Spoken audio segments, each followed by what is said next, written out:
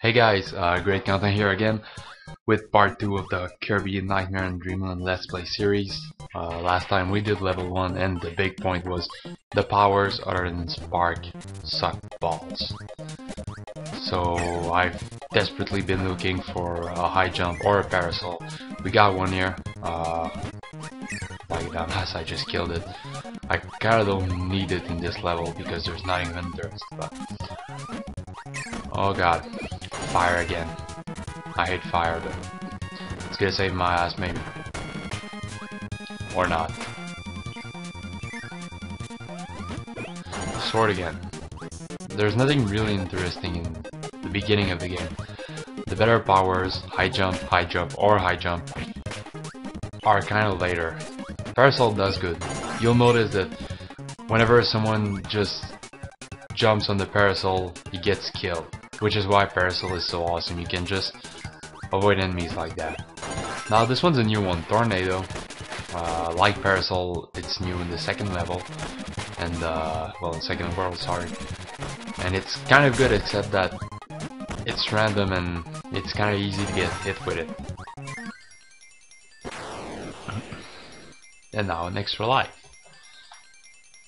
Gonna be good if I get my ass kicked like I got with the Tornado. I don't like Tornado that much, honestly, because it's difficult to handle.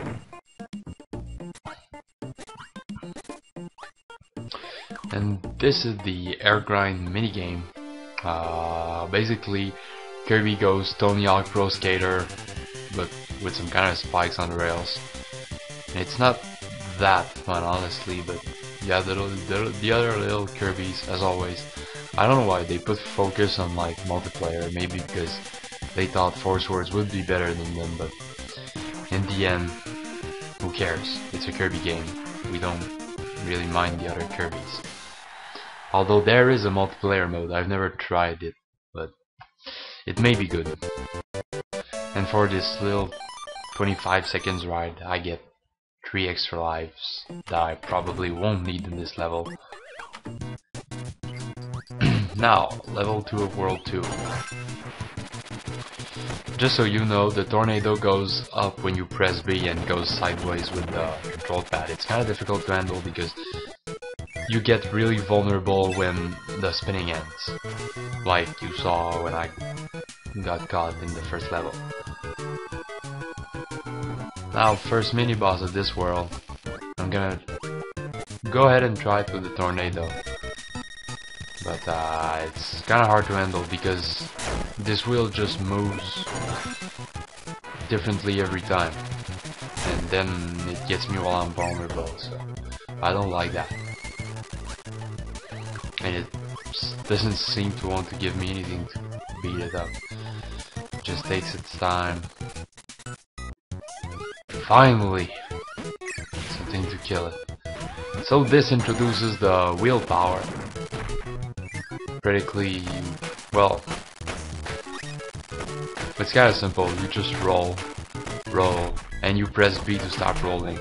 So in this one I'm pressing B to just bump after I bump the wall. And now I want a parasol, because wheel sucks so bad. Wheel actually is really useless, because you just roll, but it only stops when you bump a wall, or when you catch spikes or something like that that kills you. But sometimes you go so fast, you end up not seeing the spikes. And now, I'm going to go to the bomb rally again. I don't know why I did that, because maybe I'm just trying to find the easiest way to kill the boss, but it's long and annoying in between, so I don't know.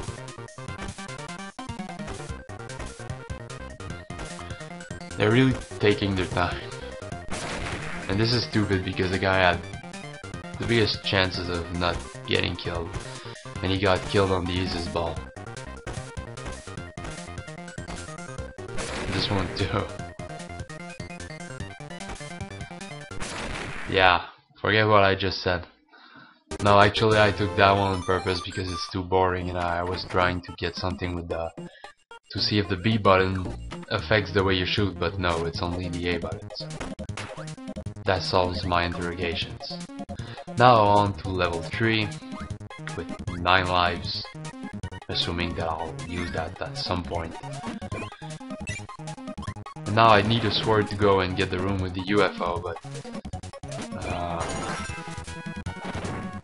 yeah. Like a dumbass, I just shot my sword up in the spikes. And this is where my law in Kirby, when, for those who've seen part 1, I've said that you just need to go back elsewhere, and what you wanted will appear if it's not in the screen anymore.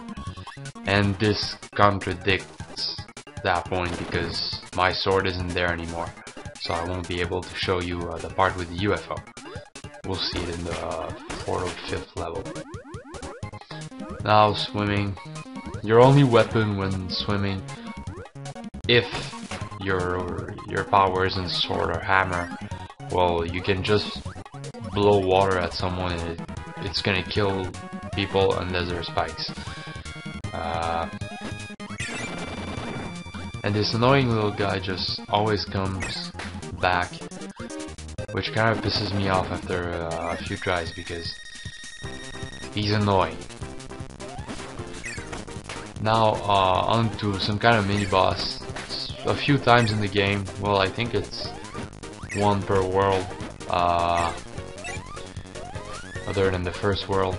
You'll get those kind of mini critters, then you just have to eat and throw away, and after that you're done. And we're done with that level. And no extra life.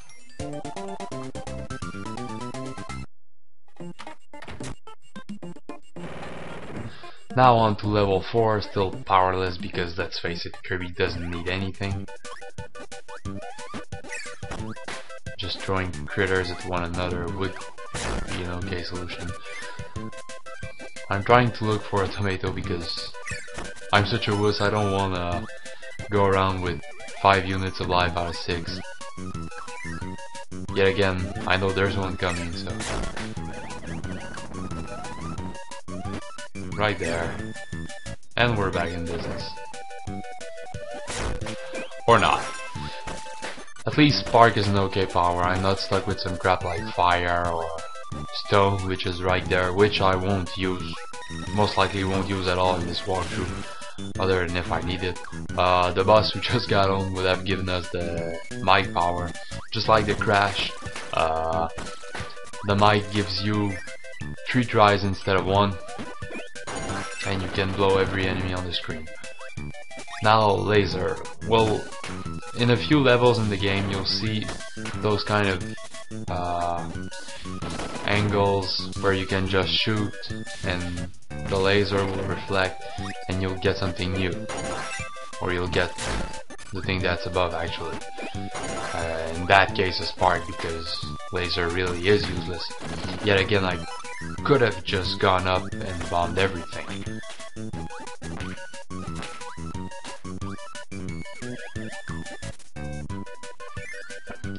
Now here is probably one of the most annoying things if you don't have a laser.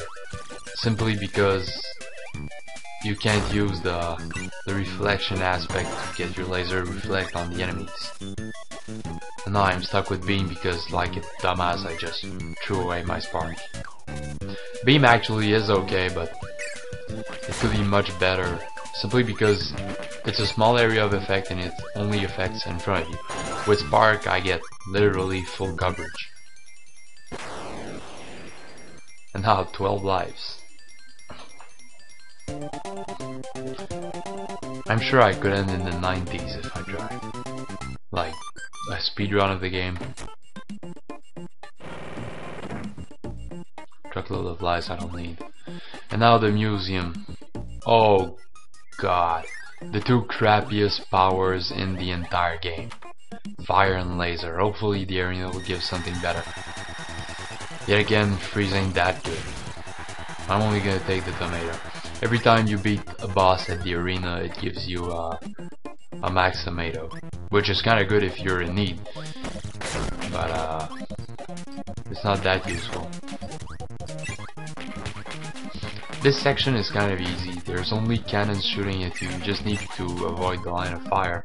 And there's a bottle for 2 units of life, just if you go past the door. Now,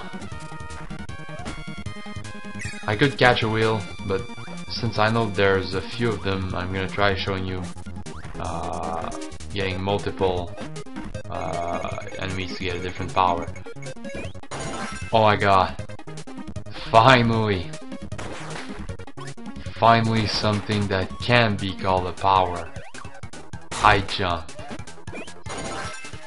High jump is probably the most awesome power in this game, both enemy wise and boss wise. However, in a stage like this in curves, it becomes a pain to hit enemies with it.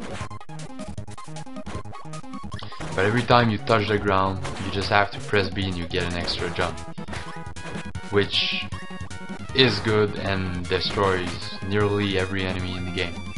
And it is especially useful against bosses. I'll make a demo on that later on. This really is my favorite power. I'm actually kinda happy that I finally managed to get one, and I don't want to lose it. Especially not to some little monkeys who think you can kick my ass. Not gonna happen today. And now the boss. I wonder why they always put a King DDD face there, because he's not the boss until like the last world. So this guy is a little punk ass in rollerblades, like if he was at some disco, who just draws stuff on the paint boards, and for some reason those take life. Some contain powers, notably ball or a wheel, and the crash power. Yet again, not really useful. And now we go on to level 3, which will be a next part. I hope you enjoyed this part. Go watch part 1 if you didn't see it. Subscribe and comment if you didn't, and we'll see you next time.